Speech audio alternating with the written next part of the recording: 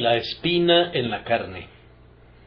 Y dada la extraordinaria grandeza de las revelaciones, por esta razón, para impedir que me enalteciera, me fue dada una espina en la carne, un mensajero de Satanás que me abofetee, para que no me enaltezca.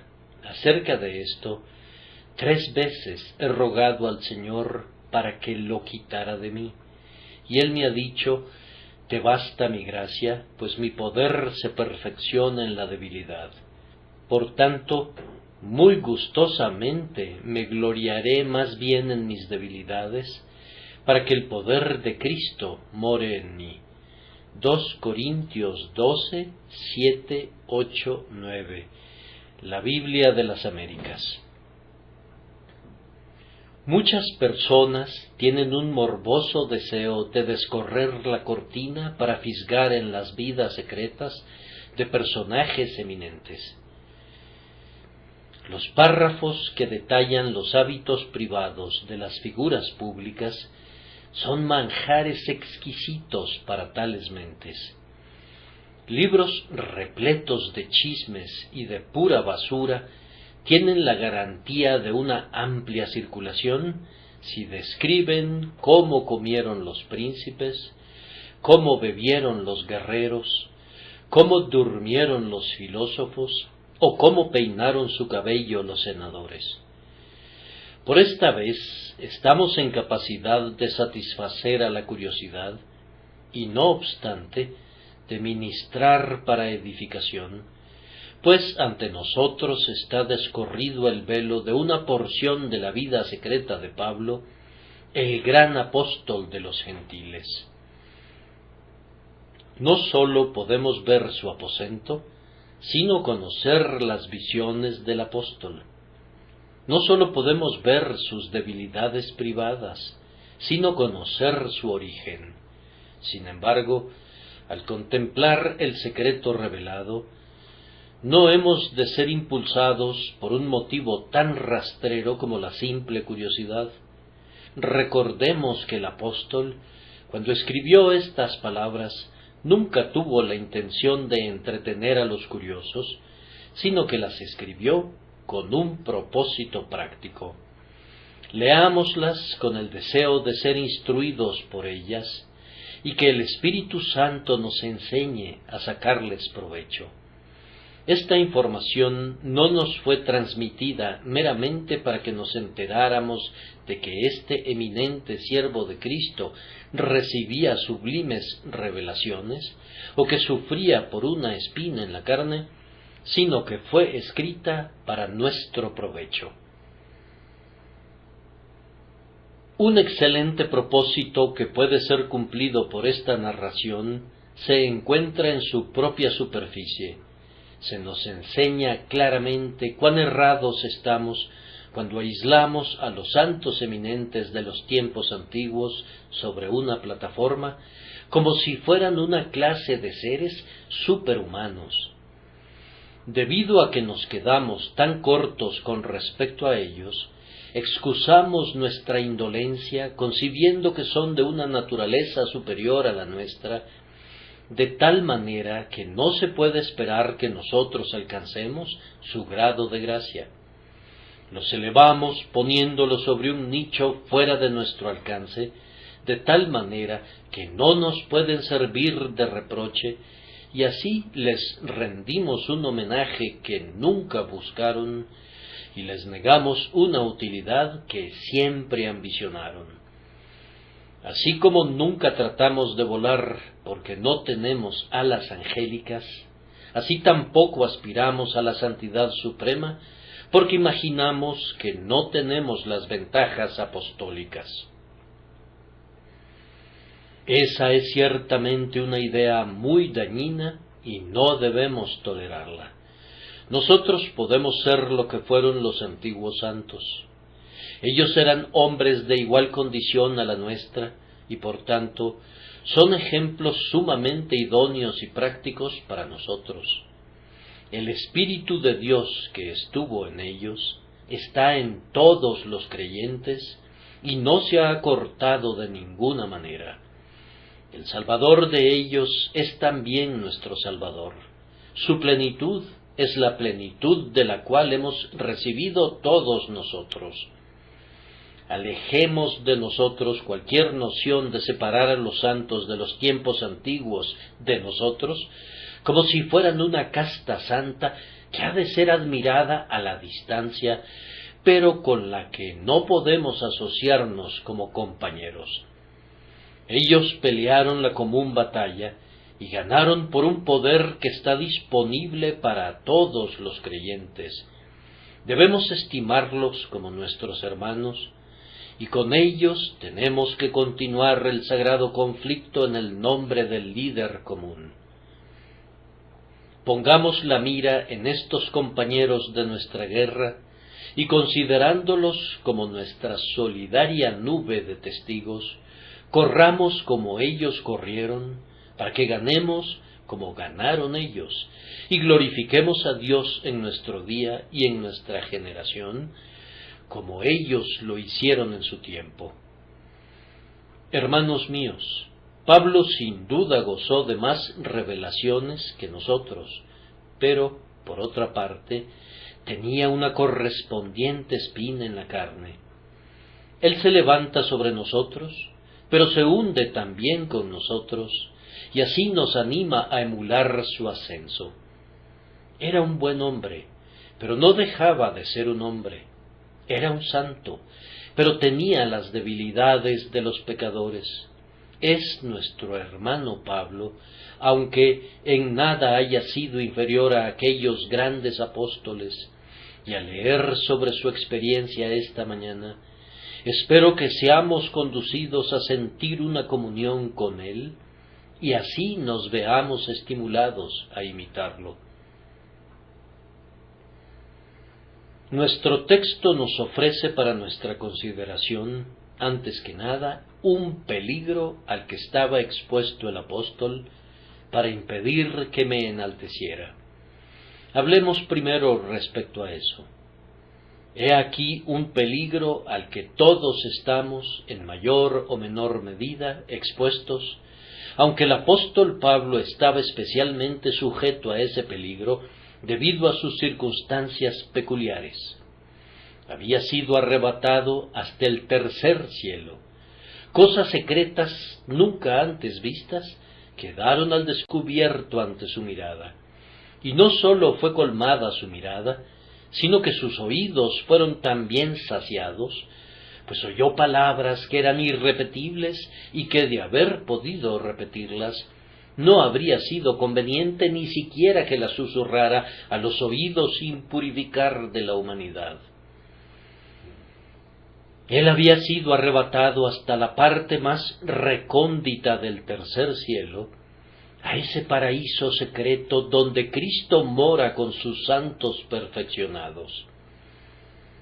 Pablo había entrado en la más íntima comunión posible con Dios para un hombre que permanece todavía en esta vida. ¿No debería sentirse un poco enaltecido? Seguramente la exultación ha de llenar el pecho del hombre que ha sido llevado dentro del velo para ver a su Dios y para oír las indecibles armonías.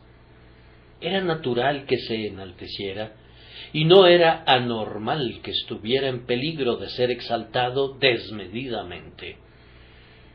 El enaltecimiento devoto rápidamente degenera en la autoexaltación.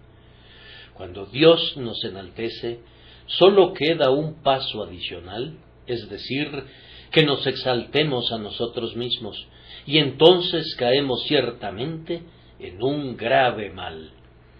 Yo me pregunto cuántos de nosotros podríamos soportar recibir tales revelaciones como las que Pablo recibió. Oh Dios, en tu bondad, tú puedes muy bien evitarnos favores riesgosos de ese tipo. No tenemos ni cabeza ni corazón para sostener un peso tan vasto de bendición.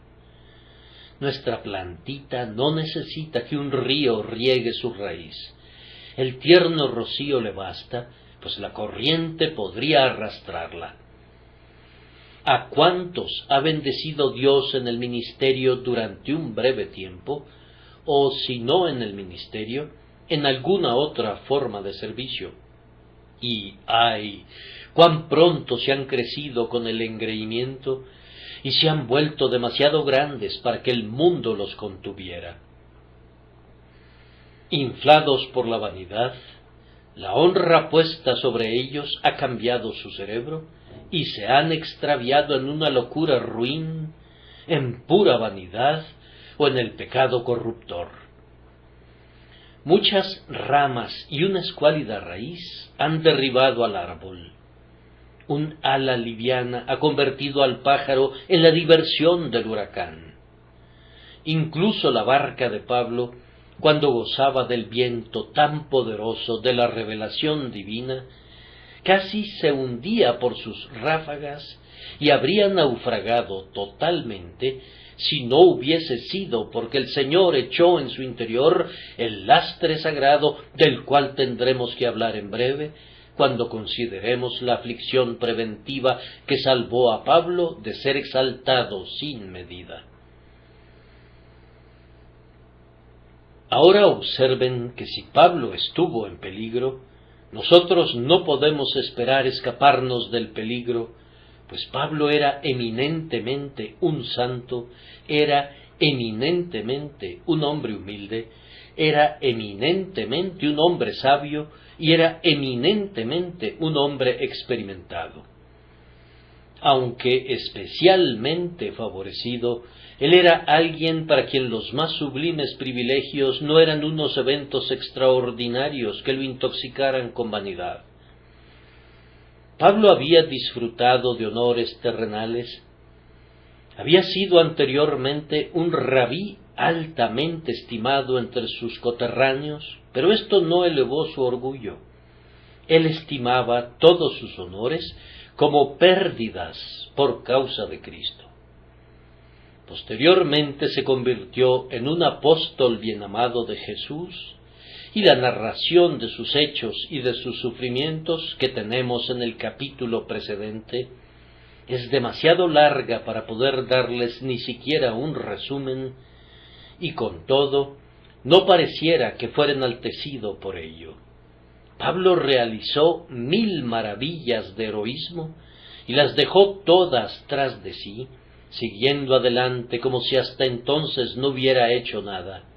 Y cuando hubo hecho todo, se consideraba menos que el más ínfimo de los santos, y decía que era el primero de los pecadores. De ninguna manera era un hombre pueril y vano, sino que era un hombre de una gran mente, de una honda comprensión y de un profundo conocimiento.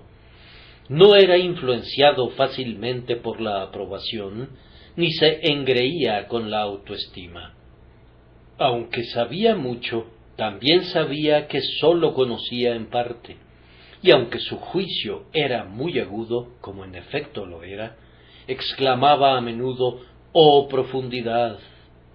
El suyo era un intelecto espléndido, bien balanceado y santificado por la gracia de Dios. Sin embargo, a pesar de todo eso, Pablo corría el riesgo de ser exaltado desmedidamente. Entonces, cuánto más proclives a correr ese riesgo somos nosotros, que no tenemos su juicio, que no tenemos su conocimiento, que no hemos ocupado nunca una posición tan excelsa y que nunca hemos realizado unas obras tan poderosas. Si una columna tan sólida tiembla, ¿qué peligros no rodean a unas pobres cañas sacudidas por el viento? Observen que, en el caso de Pablo, el favor que amenazaba con intoxicarlo de orgullo era uno que no operaba de la manera común y burda en la que las tentaciones a la vanidad asedian usualmente a la humanidad. La mayoría de los hombres que son enaltecidos desmedidamente se engríen con la aprobación de sus semejantes, aman la adulación, cortejan la estimación, y las palabras de admiración son el propio alimento del que se alimentan sus almas. pero los dones del cielo de Pablo no eran cosas que tendieran a provocar la alta estimación de sus semejantes. Es probable que si Pablo les hubiera hablado a sus colegas discípulos y les hubiera dicho, «He gozado de revelaciones», ellos habrían dudado de su declaración o le habrían dado muy poca importancia. Y si le hubiese hablado sobre el tema al grupo de judíos y de paganos que no pertenecían a su círculo, más que nunca se habría convertido en el blanco de su ridículo. ¿Qué hubiera provocado más la risa de los griegos, o el escarnio de los romanos, o la ira de los judíos, que oír que Pablo, el fabricante de tiendas, había penetrado en el mundo invisible y había oído palabras inefables que no le era dado expresar? Hermanos, pueden ver que nuestro apóstol no fue tentado con la tentación común y vulgar de la adulación y de la lisonja. Su alma habría dominado fácilmente un ataque tan ruin y habría hollado el mal como al lodo en las calles.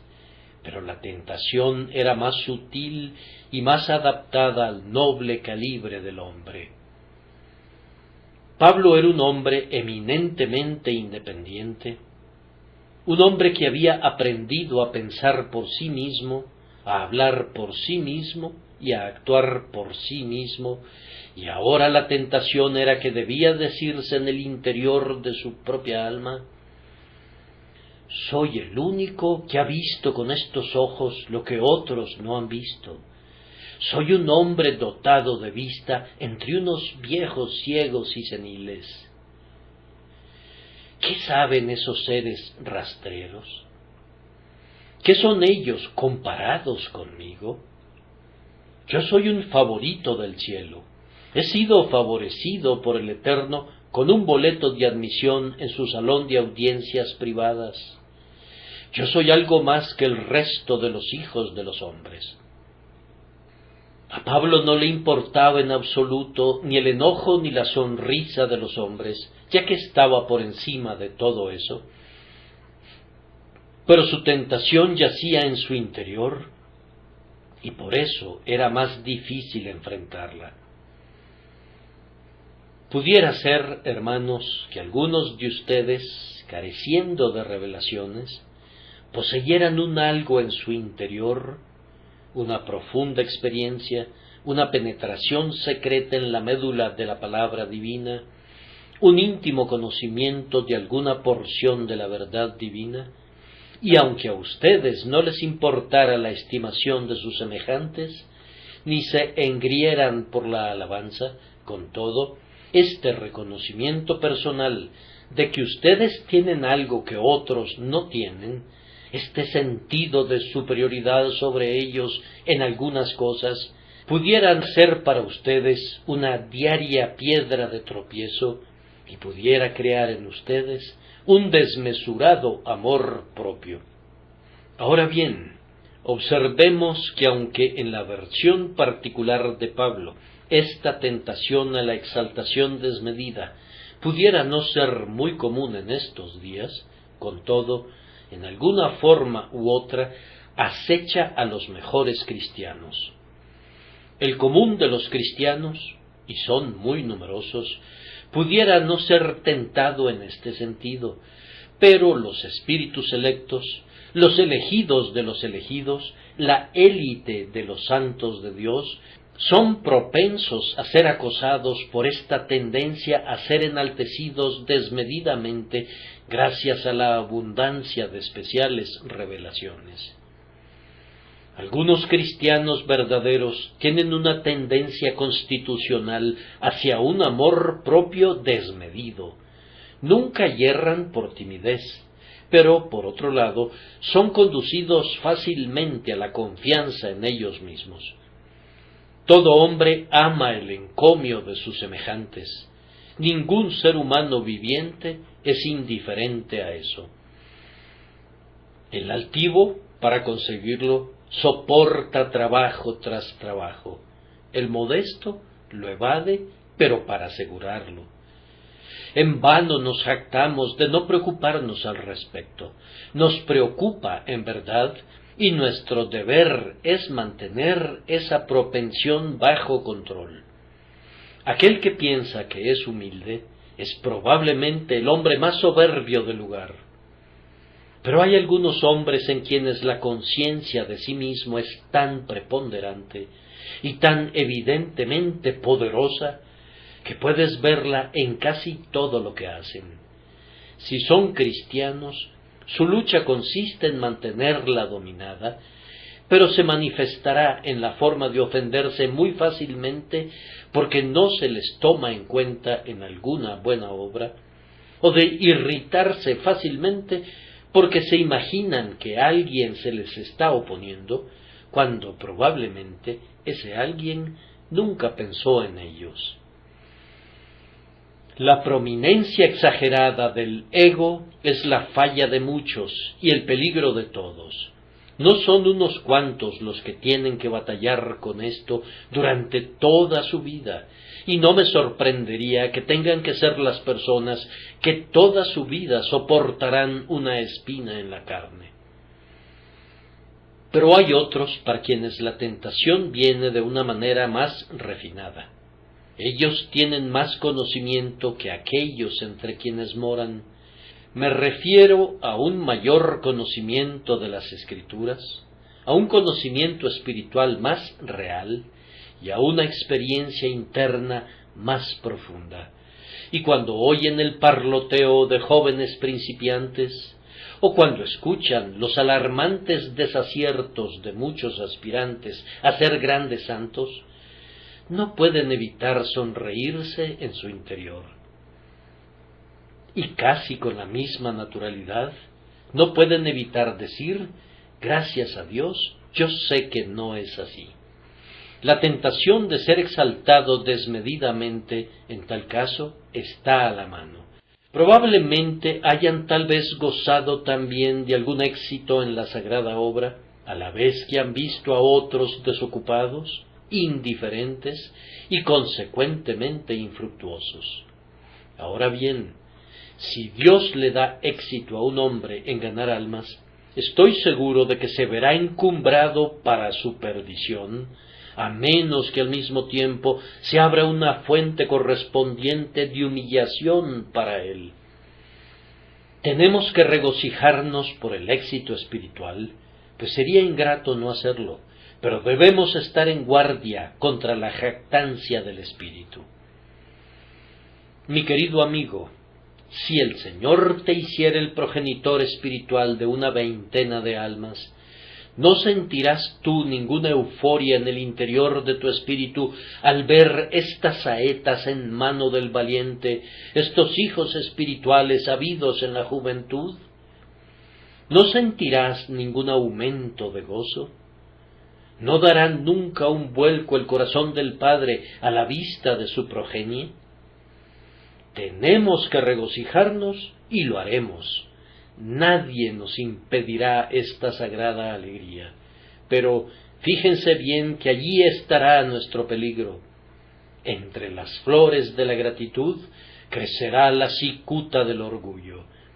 Mientras que nuestros pensamientos de gratitud, como ángeles, adoran al Señor, el Satanás de la autoexaltación se introducirá en medio de ellos. Es sumamente digno de notarse que de todas las cosas de las que hemos hablado, ninguna de ellas constituye una base justificable para la jactancia, si es que alguna vez pudiese haber una tal base. ¿Qué importa que un creyente hubiese recibido más iluminaciones divinas que su prójimo? ¿Acaso no se las dio el Señor? ¿Por qué habría de jactarse como si no hubiese recibido esos favores? Su propia razón, su ingenio y su esfuerzo generaron esas cosas. Supongan que dos mendigos se encuentran en la calle. A uno le doy un chelín y al otro le doy un centavo. ¿Acaso el hombre que recibió el chelín habría de estar orgulloso y habría de gloriarse ante su compañero? Si le doy la mayor limosna, independientemente de cualquier consideración de mérito, sino simplemente porque decido hacer lo que quiero con lo mío, ¿habría él de jactarse? Sin embargo, así somos de necios. Generalmente la jactancia más estentórea en este mundo es provocada por circunstancias accidentales. Si hay un muchacho en la escuela que es presumido, no es el muchacho que ha trabajado duro y consistentemente en sus estudios y que por eso ha obtenido una posición distinguida. Pero el joven jactancioso es generalmente un genio juvenil que tiene gran disposición para cumplir con sus tareas, pero que es tan indolente como es dotado. No se encuentra a menudo que el hombre que haya realizado un gran invento y que haya bendecido a sus semejantes con un valioso descubrimiento asuma aires de grandeza. Pero el comportamiento del aristócrata sin cerebro, que debe su posición al accidente de su nacimiento, es altivo. Si hemos de gloriarnos, esperemos hasta que podamos hacerlo legítimamente, pero las riquezas de la gracia soberana son prostituidas cuando se convierten en objeto del orgullo. ¿Acaso Jesús, que tenía todas las cosas en sí mismo, habría de ser humilde, y nosotros, que lo debemos todo a su caridad, habríamos de ser encumbrados? Dios no lo quiera. Amados, por encima de todas las cosas, es peligroso que un cristiano sea enaltecido desmedidamente, pues si lo fuera, le robaría su gloria a Dios, y este es un gran crimen y un grave delito. El Señor ha dicho: a otro no daré mi gloria. Es malo dar la gloria de Dios a imágenes esculpidas, pero usurparla para nosotros mismos no es de ninguna manera mejor. Yo no veo ninguna diferencia entre la adoración de un Dios de piedra y la adoración de un Dios de carne. El yo es un ídolo tan degradante como Vishnu, Señor del mundo, o la diosa Kali. Dios no honra al hombre que retiene el honor para sí mismo. Él exalta al manso, pero abate al altanero. La autoexaltación es igualmente mala para la Iglesia con la que el hombre se asocia, y entre más prominente sea, más pestilente es su pecado. Si Pablo se hubiera exaltado, habría sido posteriormente de poca utilidad para la Iglesia gentil. Se habría buscado a sí mismo y no a las cosas de Cristo, y muy pronto se habría convertido en un fundador de partidos y en el líder de una secta. El clamor de «Yo soy de Pablo» habría sido una dulce música para él, y habría alentado de todas maneras a quienes lo adoptaban, de tal manera que un cisma habría sido el resultado. Si hubiera sido enaltecido desmedidamente, se habría podido convertir en un rival más bien que en un siervo de Jesús. Habría podido desdeñar su humilde oficio y haber aspirado a enseñorearse de la herencia de Dios. Habríamos tenido noticias de él como un reverendísimo Padre en Dios, más bien que como el siervo de Jesucristo y de su Iglesia. También habría sido perjudicial para los pecadores impíos, pues un engreído Pablo no habría ido nunca de ciudad en ciudad para ser perseguido por predicar el Evangelio. Los predicadores engreídos no ganan los corazones de los hombres. Aquel que se autoexalta no exaltará nunca al Salvador, y aquel que no enaltece al Salvador no ganará nunca las almas de los hombres. Y habría sido pésimo para el propio apóstol, pues antes del quebrantamiento es la soberbia, y antes de la caída la altivez de espíritu. En la historia de Pablo habríamos tenido un terrible ejemplo de cómo los hombres pueden ser como Lucifer el hijo de la mañana en cuanto a fulgor, y no obstante, de cómo pueden caer como Lucifer en la negrura de las tinieblas perdurablemente. Si Dios no hubiera tomado a Pablo de la mano, el peligro que le rodeaba habría sido fatal para él.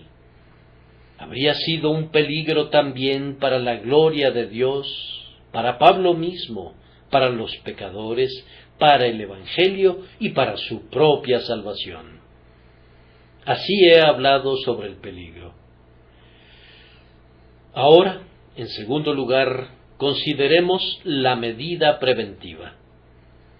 Pablo dice: me fue dada una espina en la carne, un mensajero de Satanás que me abofetee, para que no me enaltezca. Ahora noten cada una de estas palabras. Primero dice: me fue dada. Él reconocía que su gran tribulación era un don. Bien dicho.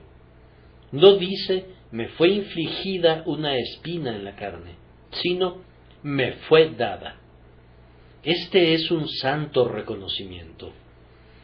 Oh Hijo de Dios, entre todos los bienes de tu casa, no tienes un solo artículo que sea una mejor señal del amor divino hacia ti que tu cruz cotidiana. A ti te alegraría liberarte de ella, pero si te fuera retirada, perderías el tesoro más preciado. Bendito sea Dios por el crisol y por el horno. Me fue dada una espina en la carne. La rica gracia donó la bendición. Al principio el apóstol pudiera no haber visto que su espina era un don, pero después, cuando la experiencia le hubo enseñado la paciencia, llegó a ver ese tormento agudo, punzante y supurante como una bendición de su Padre Celestial. Tú, oh ser atribulado, llegarás a hacer lo mismo uno de estos días. Cuando el barco fue botado en el río la primera vez y estaba a punto de atravesar el océano, se sentía ligero y airoso y listo para hendir las olas, de tal manera que ansiaba un viaje a través del Atlántico para poder volar como un pájaro marino sobre la cresta de las olas. Pero súbitamente, para su aflicción, el galante barco fue detenido en su carrera y fue anclado cerca de un banco de arena y guijarros, y los marineros comenzaron a echarle piedras y tierra en su interior. Entonces la barca murmuró: ¿qué? ¿He de ser llenada de peso y ser hundida en el agua con un cargamento de cieno y de mugre? ¡Qué estorbo para mi velocidad! Yo pensé que podía volar ahora mismo como un pájaro marino. ¿He de ser cargada hasta llegar a ser como un leño? Así fue, pues de no haber sido lastrado el barco, pronto habría naufragado y nunca hubiera alcanzado el puerto anhelado. Ese lastre fue un don como si se hubiese tratado de barras de oro o de lingotes de plata. De igual manera, sus tribulaciones, sus problemas y sus debilidades son dones para ustedes, oh creyentes, y tienen que considerarlos como tales. El apóstol dice: me fue dada una espina. Noten eso, una espina. Si la palabra en inglés expresa el significado exacto, y yo pienso que es muy cercano a él, no tienen que tener problemas para entender el símil. Una espina es algo muy pequeño que indica una prueba dolorosa, pero no letal. No es una aflicción gigantesca, aplastante o sobrecogedora, sino algo trivial. No es menos dolorosa, con todo, por trivial e insignificante. Una espina es algo agudo que pincha, perfora, irrita, lacera, que se encona y que provoca un dolor y una incomodidad interminables. Sin embargo, es casi algo secreto, no muy obvio para nadie excepto para quien la sufre. Pablo tenía una secreta aflicción en algún lugar, yo no sé dónde, pero cerca de su corazón, que le irritaba continuamente doquiera que estuviera. Lo vejaba y lo lesionaba perpetuamente. Una espina, una cosa trivial, una cosa que puede crecer en cualquier campo y caerle en suerte a cualquier ser humano. Las espinas son lo suficientemente abundantes, y lo han sido desde que el padre Adán esparció el primer puñado de sus semillas. Una espina, nada que haga un hombre notable o que le dé la dignidad de una aflicción inusual. Algunos hombres se jactan de sus grandes pruebas, y hay algo en sentir que tú eres un hombre grandemente afligido. Pero una espina no podría dar ni siquiera esa desventurada satisfacción. No era una espada que hiere los huesos, o una amarga flecha en los lomos, sino únicamente una espina respecto a la cual poco pudiera decirse. Todo el mundo sabe, sin embargo, que una espina es uno de los más incómodos intrusos que pueden molestar a nuestro pie o a nuestra mano. Esos dolores que son despreciados porque raramente son fatales, son con frecuencia la fuente de la más intensa angustia. Un dolor de muelas, un dolor de cabeza, un dolor de oído. ¿Qué mayores miserias conocen los mortales? Y lo mismo sucede con una espina. Suena como si no fuera nada. Puede ser retirada fácilmente con una aguja. Es lo que dicen los que no la sienten, y sin embargo, cómo se encona, y si permaneciera en la carne, generaría una tortura inconcebible.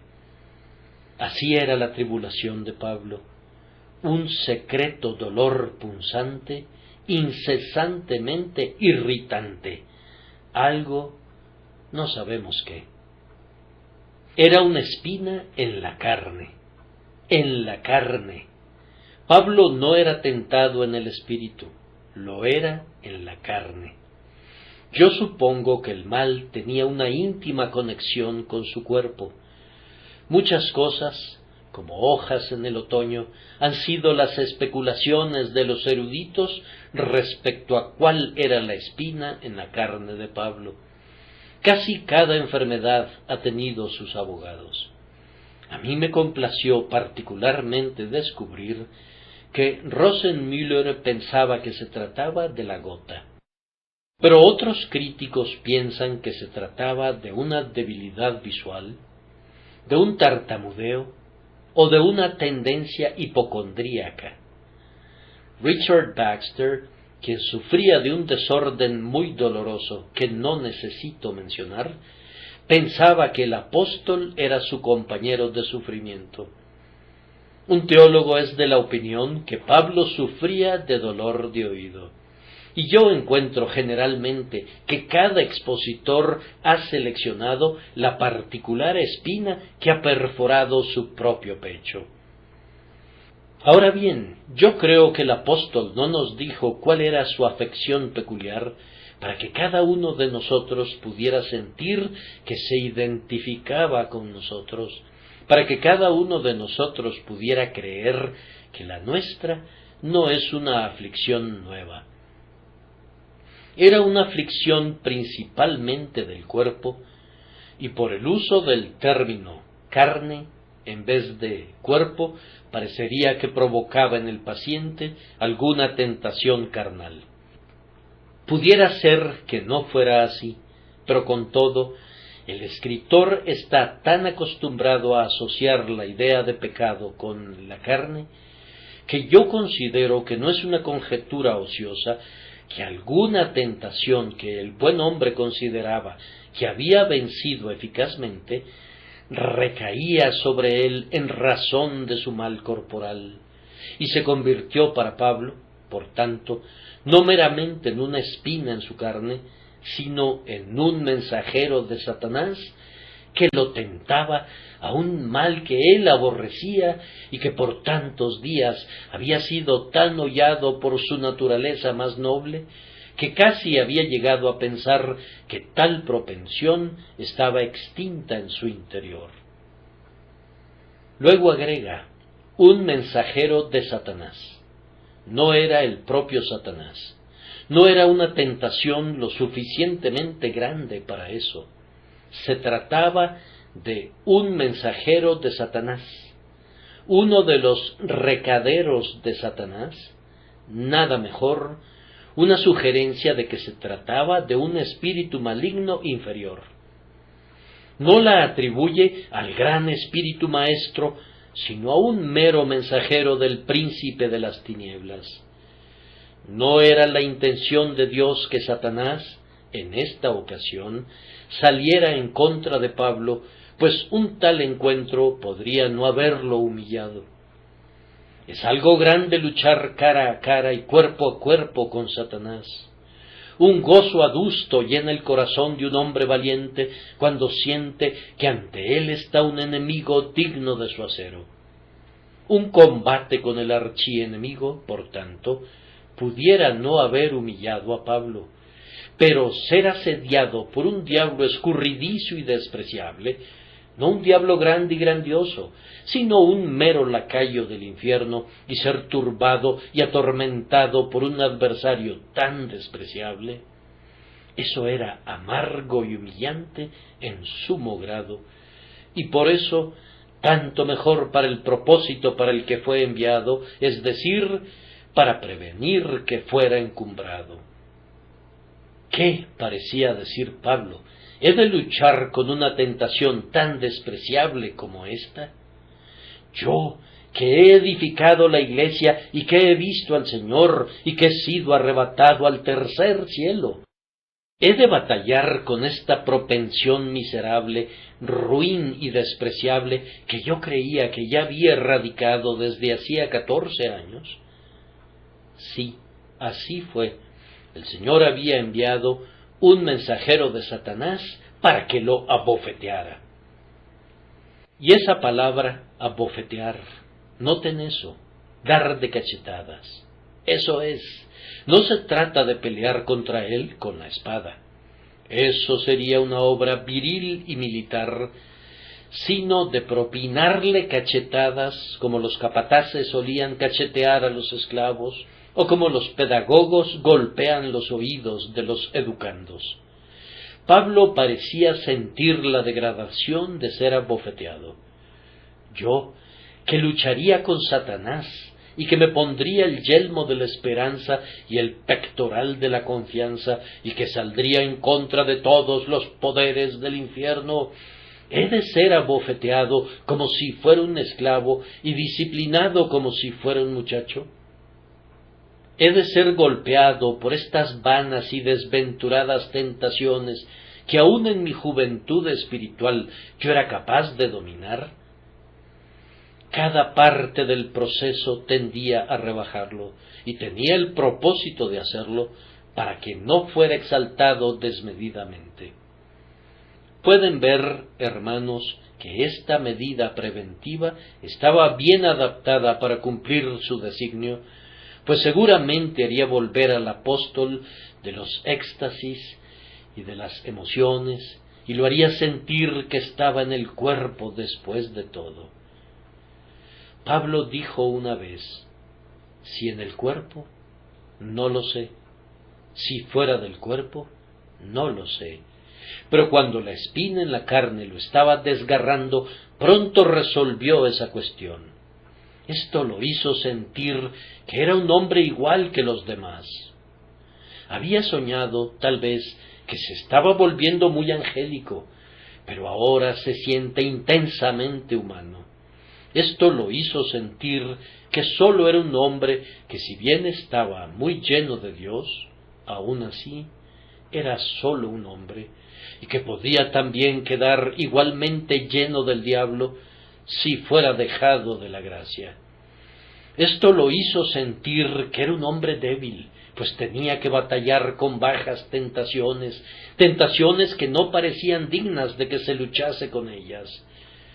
Tenía que recibir cachetadas y ser abofeteado en una pequeña medida como los bebés en la gracia. Esto lo hizo saber que era un hombre en peligro y que necesitaba acudir presurosamente a Dios en busca de refugio, pues estaba listo para ser enaltecido desmedidamente, incluso por bendiciones divinas, y sujeto a ser provocado al pecado por unos meros bofetones de un espíritu maligno. De todo esto yo deduzco que la peor tribulación que un hombre puede experimentar pudiera ser la mejor posesión que tenga en este mundo, que el mensajero de Satanás pudiera ser tan bueno para él como su ángel de la guarda, que sería tan bueno para él ser abofeteado por Satanás como siempre lo fue ser acariciado por el propio Señor, que pudiera ser esencial para la salvación de nuestra alma, que no hagamos negocios solamente en aguas profundas, sino en aguas que remueven el cieno y la mugre. La peor forma de tribulación pudiera ser nuestra mejor porción presente. Percibo también que la peor experiencia y la más profunda pudiera ser sólo el complemento necesario de la más excelsa y de la más noble. Quiero decir que pudiera ser necesario que seamos abatidos si somos encumbrados. Pudiera ser sólo una parte integrante del clamor: más cerca de ti, mi Dios, más cerca de ti, que tengamos que gemir también: miserable de mí, ¿quién me librará de este cuerpo de muerte? Las dos experiencias encajan, una en otra, como dos piezas de un rompecabezas. Suben y bajan como las escalas de la balanza, y sin su acompañante, cualquiera de ellas pudiera ser ruinosa para nosotros. Aprendamos también que no debemos envidiar nunca a otros santos. Si oímos que Pablo habla de sus visiones, recordemos la espina en su carne. Si nos encontramos con un hermano que se regocija abundantemente y a quien Dios reconoce y bendice, no concluyamos que su senda es sin obstáculos. Sus rosas tienen sus espinas, sus abejas sus aguijones. En cuanto a nosotros, no debemos desear nunca estar sin nuestras cruces cotidianas. El cometa se separó de su cuerda y en lugar de remontarse a las estrellas, descendió al lodo. El río se cansó de sus riberas restrictivas y ansió destruirlas para poder discurrir en el goce salvaje de la libertad. Los muros de contención se desplomaron, el río se convirtió en una fuerte corriente y llevó destrucción y desolación doquiera que se precipitó. Denles rienda suelta a los corceles del sol, y he aquí la tierra arderá. Desaten el cinturón a los elementos, y reinará el caos. No debemos desear quedar libres nunca de las restricciones que Dios ha considerado conveniente ponernos. Son más necesarias de lo que soñamos. Recuerden cómo la vid, cuando estuvo atada a la estaca que la sostenía, se consideraba una mártir y ansiaba su libertad. Pero cuando vio a la vid silvestre a sus pies, pudriéndose en los humedales y languideciendo en medio de los calores, y sin producir ningún fruto, sintió cuán necesarias eran sus ataduras si sus racimos debían madurar alguna vez. Debes estar contento, querido hermano, por conservar la espina en la carne, si te salva de ser exaltado desmedidamente. El efecto inmediato de esta espina en Pablo. Primero, lo indujo a caer de rodillas. Acerca de esto, 3 veces he rogado al Señor. Cualquier cosa que nos haga orar es una bendición. Esta espina obligó a Pablo a clamar a Dios, y habiendo comenzado a orar, recurrió a la oración una y otra vez. 3 veces he rogado al Señor. Pudiera ser que este fuera el número exacto de sus oraciones especiales sobre ese punto. Pudiera ser, sin embargo, que sólo indicara que a menudo clamó a Dios para ser liberado de este problema. Sí, pudiéramos descuidar la oración cuando todas las cosas siguen su cauce, pero multiplicamos las oraciones cuando las tribulaciones se incrementan. De esta manera Pablo fue protegido de ser soberbio. Las revelaciones ahora parecían olvidadas, pues la espina en la carne era la más prominente de las dos cosas. Ahora no hablaría de visiones, y no podía hacerlo, pues cuando su lengua era tentada a tocar ese tema, la espina comenzaba a aguijonear su costado de nuevo. Un individuo no quiere contar historias bonitas cuando le duele su cabeza o cuando unos dolores agudos lo están punzando. A Pablo no se le permitía que se deslumbrara con el brillo que Dios había puesto delante de él. Sus pensamientos estaban orientados en otra dirección, sí, benditamente orientados al propiciatorio, donde no podía recibir ningún mal y más bien obtener mucho provecho. Todavía siguió orando hasta que al fin recibió por respuesta no que se le quitara la espina, sino esta seguridad: te basta mi gracia. Dios honrará siempre nuestras oraciones, nos pagará ya sea en plata o en oro. Y algunas veces es una respuesta de oro para nuestra oración que nos niegue nuestra petición y que nos dé exactamente lo opuesto de lo que buscábamos. Si le fueras a decir a tu hijo que le concederás todo lo que te pida, no pretenderías decirle con eso que le darías una droga venenosa si alguien le metiere la idea de que sería útil para él. Querrías decir que le darías a tu hijo todo lo que fuera realmente bueno para él. Por tanto, sabiendo Dios que esta espina en la carne era una sagrada medicina para Pablo, no quiso quitársela, aunque se lo solicitara con mucha vehemencia. Bien dice Ralph Erskine respecto a la oración: soy escuchado cuando se me responde tarde o temprano. Sí, soy escuchado cuando no recibo ninguna respuesta. Soy escuchado muy atentamente cuando se me niega la petición. Y soy bien tratado cuando soy duramente usado.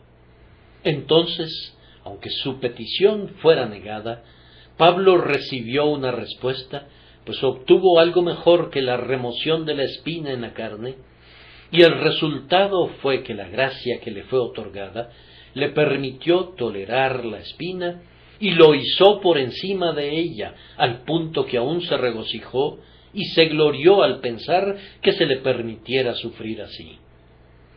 Por tanto, muy gustosamente me gloriaré más bien en mis debilidades, para que el poder de Cristo more en mí. Esto es algo grandioso. Suponiendo que alguno de los presentes fuera muy pobre, y que hubiera orado al Señor muchas veces para que lo hiciera superar la carencia, y que al fin Dios le hubiera dicho: te basta mi gracia, ¿qué más podría necesitar? Mi querido hermano, regocíjate en la pobreza y da gracias a Dios por ser pobre, si el Señor recibe mayor gloria por ello. Agradece tu humilde estado y di: tengo el honor de que se me permita glorificar a Dios en la pobreza. Tal vez pudiera ser que eres el blanco de una enfermedad corporal dolorosa y has orado para que la quite de ti. Sin embargo, el Señor sabe que tu enfermedad es para su gloria y para tu bien. Bien, cuando Él dice: bástate mi gracia, acepta y soporta la tribulación, no sólo con resignación, sino con anuencia. No has de desear cambiar tu estado. Tu Padre Celestial es el mejor juez. Ahora veremos Por último, el resultado permanente de esta medida preventiva en Pablo. Por lo pronto, ustedes ven que lo protegió de ser enaltecido, llevándolo a orar y conduciéndolo a recibir más gracia, pero permanentemente el remedio fue muy exitoso, pues a través del poder del Espíritu Santo lo mantuvo siempre humilde. ¿Esta espina en la carne lo hizo humilde respecto a sus visiones? Pues no habló de ellas. Transcurrieron 14 largos años, y el apóstol nunca le dijo a nadie que había sido arrebatado hasta el tercer cielo. Por la manera en que lo expresa aquí, yo intuyo que nunca lo mencionó a nadie. Eso fue muy singular. Vamos, si yo fuera arrebatado hasta el tercer cielo, se los contaría tan pronto tuviera la oportunidad de dirigirme a ustedes, y les garantizo que la mayoría de los presentes compartiría los benditos secretos con sus amigos en un breve lapso. La espina en la carne debe de haber tenido un potente efecto en la mente del apóstol, ya que lo condujo a envolver su tesoro en su pecho y a ir por el mundo sin que nadie se enterara de todo lo que él había visto. Pablo era en verdad un hombre humilde. Cuando lo contó finalmente, le fue arrancado de su interior. Lo dijo con un propósito. Fue sólo porque los corintios habían negado su condición de apóstol y decían: ¿qué sabe Pablo en relación a las cosas divinas? Que se sintió obligado a vindicar su carácter, pues de otro modo no lo hubiera dicho. Noten cuán modestamente habla de ello, de tal manera que no deja la impresión en la mente de ustedes de que fuera un hombre eminentemente honrado por haber recibido la revelación. La impresión recibida es más bien de lo débil que fue Pablo al ser exaltado desmedidamente, y lo clemente que fue Dios al darle la espina en la carne para mantenerlo donde debía estar. Observen que esta manera de contar la historia es modesta en su forma misma, pero es especialmente humilde en su espíritu, pues nos quita la idea de cuán gloriosamente Dios se reveló a Pablo y nos hace ver más bien la debilidad del receptor de la revelación que el gran honor conferido por la revelación. No es poca cosa que Dios envíe una espina en la carne y que cumpla su cometido, pues en algunos casos no lo hace. Sin el poder santificador del Espíritu Santo, las espinas son productoras de mal más que de bien. En mucha gente la espina en su carne no pareciera haber cumplido ningún admirable designio en absoluto. Ha creado otro vicio en vez de quitar una tentación. Hemos conocido a algunos cuya pobreza los ha vuelto envidiosos, a otros cuya enfermedad los ha hecho impacientes y petulantes, y a otros también cuya debilidad personal los ha vuelto perpetuamente inquietos y rebeldes contra Dios.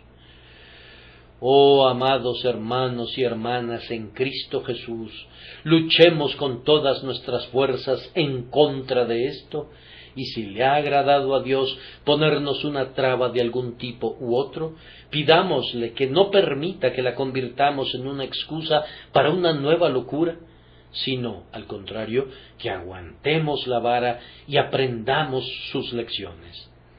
Oremos pidiendo que cuando seamos afligidos, crezcamos en gracia y seamos hechos semejantes a nuestro Señor Jesús, y demos así mayor honra a su nombre. ¿Acaso no nos enseña eso a todos el solemne deber de estar contentos, cualquiera que sea nuestra suerte, contentos sin la revelación, si estamos sin la espina, y contentos con la espina si tenemos la revelación, contentos ya sea sin revelación o sin espina, en tanto que tengamos una humilde esperanza en Jesucristo, nuestro Salvador? Oh amados, qué pueblo tan feliz es el pueblo de Dios, y debe serlo, cuando todo es para su bien, cuando aún la espina, que era una maldición, se vuelve una bendición para ellos, y cuando del león sale miel. Si la espina es una bendición, ¿qué no será la propia bendición? Si los dolores punzantes de la tierra nos sanan, ¿qué no harán por nosotros los goces del cielo? Debemos alegrarnos. La nuestra es una porción dichosa. Prosigamos nuestro camino, regocijándonos porque somos favorecidos para poseer la vida divina, y debemos cargar con nuestra cruz alegremente, puesto que pronto, y cuán pronto, llevaremos nuestra corona. El último pensamiento es: qué triste cosa de ser no ser un creyente en Jesucristo, porque tendremos espinas si no estamos en Cristo, pero esas espinas no serán bendiciones para nosotros. Yo entiendo que haya que beber una medicina amarga si ha de curarme, pero ¿quién beberá ajenjo y hiel sin que se origine algún buen resultado? Yo entiendo que haya que trabajar si hay una paga en perspectiva, pero no puedo ver el sentido de trabajar si no hay recompensa por el trabajo. Ahora, ustedes que no aman a Dios, no todas sus vidas son flores y brillo del sol. No todo es música y danza para ustedes ahora. Yo sé que tienen sus cuidados y sus problemas, que tienen sus espinas en la carne, y tal vez se trate de una gran cantidad de ellas, pero no tienen ningún salvador a quien acudir. Son como un barco en una tormenta, y no hay un puerto seguro para ustedes. Son como pájaros sacudidos por el viento, que no tienen ningún nido en el que guarecerse, sino que tienen que ser llevados por siempre delante del torbellino de la ira de Jehová. Consideren eso, se los ruego, mediten en su condición y en sus perspectivas, y cuando lo hayan hecho, que su corazón exclame: me alegraría que Dios fuera mi amigo. Recuerden que aquel que envió espinas a Pablo para su bien, una vez llevó una corona de espinas para la salvación de los pecadores. Y si tú vienes y te inclinas delante de él cuando lleva esa diadema, y confías en él como el Hijo de Dios hecho carne por los pecadores, y que se desangró y murió por ellos, serás salvado esta mañana.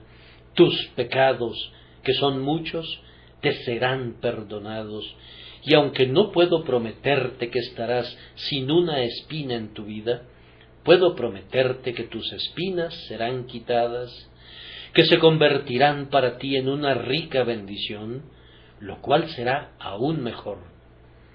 Hay una espina que nunca tendrás si crees en Jesús: la espina del pecado no perdonado, el miedo de la ira venidera. Tendrás la paz de Dios, que sobrepasa todo entendimiento, que guardará tu corazón y mente por Cristo Jesús. Oh, que algunos confiaran en Jesús esta mañana. Vayan, hermanos, y oren para que así suceda. Que el Señor conceda eso por Cristo nuestro Señor.